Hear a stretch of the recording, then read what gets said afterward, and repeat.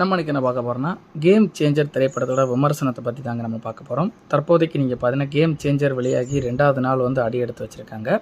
தற்போதைக்கு இந்த திரைப்படம் எப்படி ஓடிக்கொண்டு வருதுன்னு நம்ம பார்க்கலாங்க. இந்த ஆண்டு பொங்கலுக்கு கிட்டத்தட்ட 10 படங்கள் பேஸ் பண்ணி தமிழ் திரையரங்கில் வெளியாகுதுங்க.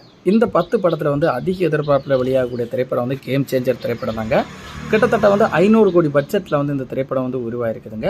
400 முதல் 500 கோடி பட்ஜெட்டில் உருவாக்கப்பட்ட இந்த திரைப்படத்துக்கு எஸ் சங்கருடைய பிரம்மாண்ட படைப்பில் தான் இந்த திரைப்படம் உருவாயிருக்குதுங்க. மூலக்கதை பார்த்தீங்கன்னா கார்த்திக் சுப்புராஜோடைய மூலக்கதையாக தான் இந்த திரைப்படத்தில் வச்சுருக்காங்க. உரையாடல் சாய் மாதவ் பூர்வாவும், மூல திரைக்கதை விவேக் வேல்முருகனுடைய இயக்கியது சங்கர் அவங்க இயக்கியிருக்காங்க. ராம் சரண், அஞ்சலி, கியாரா அத்வானி, எஸ்.ஜே. சூர்யா, ஸ்ரீகாந்த், சுனில், ஜெயராம், சமுத்திரக்கனி இவங்களுடைய அருமையான நடிப்பில் இந்த திரைப்படம் உருவாயிருக்குதுங்க. கிட்டத்தட்ட தெலுங்கு, தமிழ், மலையாளம் கலந்த மலையாள ஆக்டர்லாம் கலந்த ஒரு படமாக இந்த திரைப்படத்தை உருவாக்கியிருக்காங்க. இந்த திரைப்படத்தை எஸ்.ஜே. சூர்யாவோட நடிப்புன்னு சொன்னாலே உங்கள் எல்லாருக்குமே தெரியும். அவரோட நடிப்புக்கு யாருமே ஈடாக முடியாதுங்க. அவரோட நடிப்பு தாங்க இந்த திரைப்படத்துக்கு ஒரு பெஸ்ட் ஒரு பூஸ்ட்னு சொல்லி ஆகணும். ஆனால் கிட்டத்தட்ட 3 மணி நேரம் டூரேஷனாக இந்த படம் வெளியாகிருக்குதுங்க. இந்த படத்துக்கு கிட்டத்தட்ட நீங்கள் பார்த்தீங்கன்னா 2 மணி நேரம் 45 நிமிடம். ஆனால் அந்த படத்துக்கு full and full Ram Charan தாங்க எல்லா சீன்லையும் இருந்ததாக நிறைய பேர் குற்றச்சாட்டு வச்சுருந்தாங்க.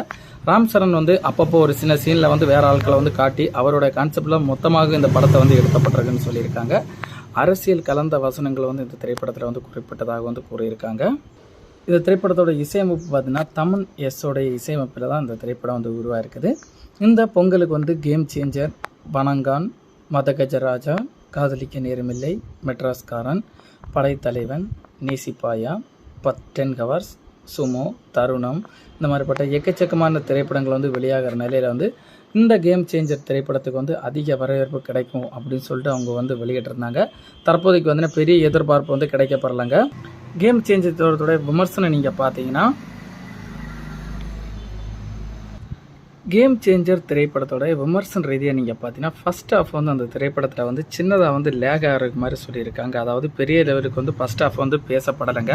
ஃபஸ்ட் ஹாஃப் வளவளன்னு கருத்தே இல்லாமல் தாங்க வடிவமைச்சிருக்காங்க. ஆனால் செகண்ட் ஹாஃப் ஃபஸ்ட் ஹாஃப் பூர்த்தி பண்ணுற மாதிரி தாங்க அவங்க எடுத்திருக்காங்கன்னு சொல்லியிருக்காங்க. நிறைய பேருக்கு செகண்ட் ஹாஃப் பிடிச்சிருக்குன்னு சொல்லியிருக்காங்க. நிறைய பேர் என்ன சொல்லியிருக்காங்கன்னா தெலுங்கு ரீதியில் தாங்க எடுத்திருக்காங்க. புஷ்பா 2 திரைப்படம் எப்படி தமிழ் மற்றும் மலையாள மக்களுக்கு பிடிக்காம தெலுங்கு மக்களுக்கு பிடிச்சிருக்கோ அதே போல் தாங்க இந்த படத்தையும் வடிவமைச்சிருக்காங்க.